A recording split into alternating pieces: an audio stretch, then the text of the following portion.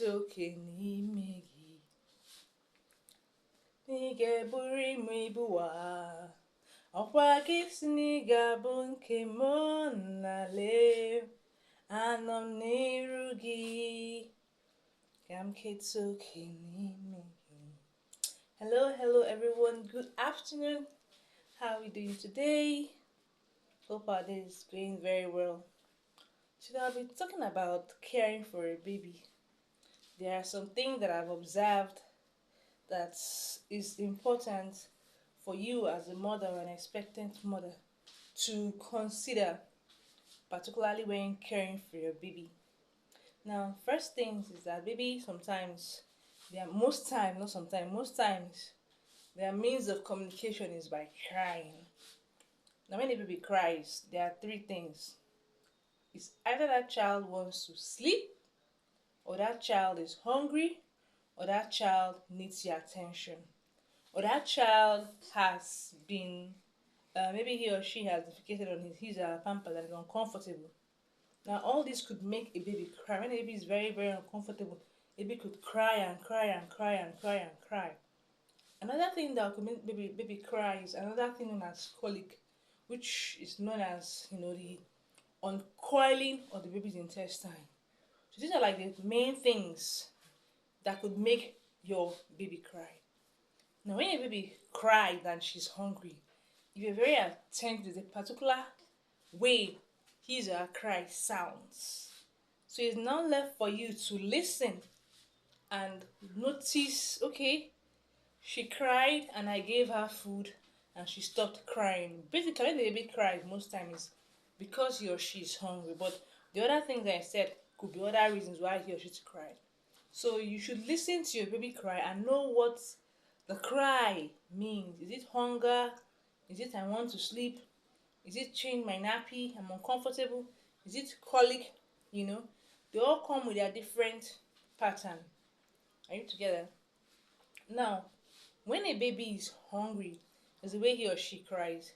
A child could be sleeping and then she wakes up crying. Yeah! Such kind of cries are as a result of hunger.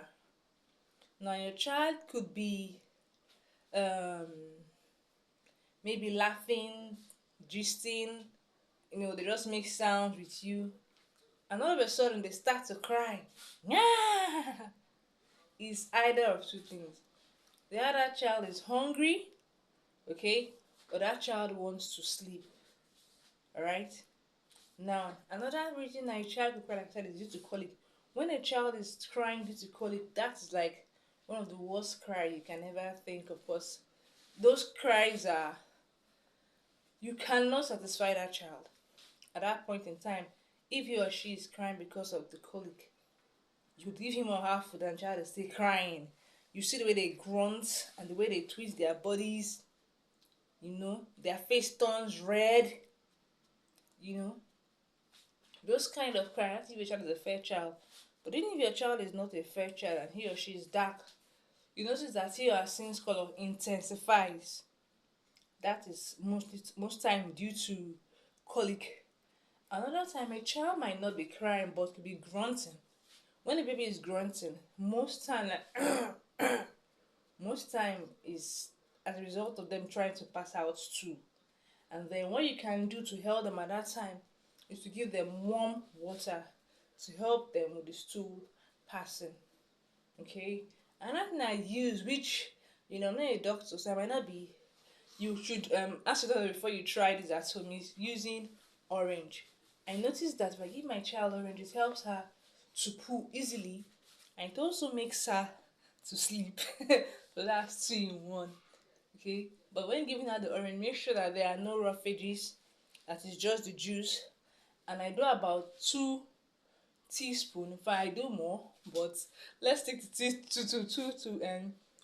teaspoons so that the child doesn't have running tummy. So you do about 2 teaspoons for that child. Like each time you notice that he or she is about to poo, or he or she is having difficulty going to toilet. Okay, that is that for baby grunting and crying. Now, when caring for a baby, you should be proactive. Baby are prone to so many ailments. And the way you can prevent those ailments is by being proactive. And being proactive means one, ensuring that you feed a baby appropriately. Children should, you should feed a baby as often as he or she requires. When a child is just a newborn child, you should feed the child often, some say 12 times, whenever he or she cries. As a mother, during that first few months, that is your core duty, caring for that child and feeding that child. So you should ensure that your child gets appropriate feeding, because if your child is not appropriately fed, he or she could be prone to ailments, because then his immune system could be prone to attack. Considering the fact that he or she is even small, his immune system might not be that strong at that time, though it's still coming up. So you should ensure that you breastfeed the baby as often as possible. If you're not breastfeeding and you're formula feeding, ensure that you formula feed the child as required often. Okay? Now, another thing you should do is to ensure that your baby drinking water is clean. You should boil the water that you give your child. If you don't have money or doing pure water, you could get glasses of pure water, boil the water, but ensure that every water that you give your baby is clean. Okay? So if you are formula feeding, ensure you feed that child as required. There is a table at the back of every formula that will guide you on the number of times you should feed your baby and the number of meal that you should feed a baby with every time. Okay? Now, another important thing you should look out for is to ensure that the baby's clothes are clean. If you wash, for instance, ensure that those clothes receive adequate sunshine. Okay? Because sometimes if your baby clothes is not properly dried and it's cold and it's damp, and you wear that damp clothes, that child could be prone to pneumonia or cold. And like I said, baby are very small. You don't want them to fall sick, particularly at this time of their life. So be very, very careful. Okay? So ensure that if you wash your clothes, ensure that they are properly dried. Even if they are air dried, if perchance you see the sun coming out, you should go and sun dry those dresses so that those dresses receive adequate sunshine. When your clothes are properly dried, it kills some microorganisms that could be that could settle on damp surfaces of the dresses. That's another reason why you should ensure that your clothes are sun dried, to kill every microorganism and to ensure that the cloth is properly dried. Now, if for instance you are not opportuned to have your clothes sun dried, you can iron your dresses. Iron them properly and then air dry them. Ensure they receive proper air. You could either use fan. Are you together? Use fan and ensure that the fan dries the dresses. And after, you must have ironed the dresses, or you could dry and then iron the dresses. But the important thing that you should ensure that the clothes the baby is wearing is one, clean and free from germs. And that is why it's very important to iron your baby's clothes. Okay? Now, another important thing you need to do when caring for your baby is to bath that baby. Okay? Bath your baby 2 times a day. When you bath your baby, it does so many things to the baby. Especially when you use warm water. For that is what you should use. Warm water to bath your baby. It enables the baby to have a cool sleep. The baby has more tendency of sleeping easily if you bath your baby with warm water. Okay, so you should bath the baby twice so that you clean any rash, any dirt, because most times these infections settle on the skin of the baby, and at this time the baby's skin is very, very sensitive. And if for instance the environment where that bacteria settles in is a humid area, for instance, there could be infection or anything that could grow. So it's important that you sun dry the baby's dress. Another important thing is that each time you change the baby's diaper, check his dress. If it's wet, change it. Because a child being in a cold environment could expose that child to pneumonia or cold. So as much as often, ensure that the baby's dress is warm and he or she be receiving the required amount of fresh air. Most times we stuff our baby with clothes to protect them to be warm, yes. But in as much as you're doing that, there should be a balance so that the child is getting enough fresh air, not cold air though, but fresh air into his or her body. So if for instance, imagine a child wearing a damp cloth and then there's air on that child, you're only giving room for cold and pneumonia to grow. So ensure that your baby's dress is at all times warm and dry. And that is why it's advisable to check your baby's diaper every 2 hours because they must have urinated at that time or pooed at that time. Depending, but the point is check your baby's diaper often so you can notice when the child has either weed or his on the diaper so that the poo doesn't stay with the child for a very long time or the pee stay with the child bum for a very long time. Imagine you for instance you're wearing wet pants the whole day or even for let's say 3 hours and there's cool air blowing. You know you don't feel very comfortable. You will just be cold and you don't want the child getting cold. So being proactive is one key thing that would help prevent your child from falling ill. Another important thing is that when bathing your child, ensure that you wash his or her hair properly. Sometimes children are prone to dandruff, as little as they are at that time. But one way you can prevent hair infection is by washing their hair every day, then combing it, then use proper oil. If you have coconut oil or any kind of good hair oil, it should be able to help chase away hair dandruff and other infections that could affect children. It's also known that children at this stage they could form several forms of rashes because of their skin. So as much as possible, you should be proactive in everything you do with respect to caring for the child.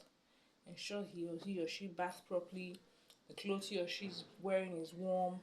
The water you use to bath that child too should be warm because children love warm environments. So don't use cold water to bath your child. Always use warm water to bath your child. Like I was saying, when washing your children's hair, wash it properly and then if you can, get a shampoo. In fact, you should get a shampoo for your baby's hair. But if you cannot, wash the hair properly with soap and sponge and oil properly. And anytime you see any, maybe hair loss or you notice balding in any part of the child's hair, begin to do something about it. There are various things you can do to help improve your hair, a baby's hair growth. As simple as using onions soaked in olive oil. When that onions have been soaked in olive oil overnight, you now use that olive oil, any oil you have, to massage the baby's hair. It's going to help the baby's hair to grow back. Another thing that could cause balding in babies cap. When they wear a cap that is too tight, and because their skin is too soft, over a period of time, that place will go bald. So in as much as you're wearing caps on your children, on your babies, which is important to prevent them from catching cold, ensure that the cap they are wearing is not too tight. Also, most women love to do ponytails for their baby. All those dragging on the scalp could affect the baby's head. The baby's head is very, very soft. So, as much as possible, um, ensure the head is not too busy all the time so that the baby hair can grow normally. Another important thing you should know is that colic is common to all babies. Though they say some babies don't get colic, but more often than not, more babies have colic. Now, colic, like I said earlier on, is simple the uncoiling of the baby's intestine, and that process is usually very painful for most babies.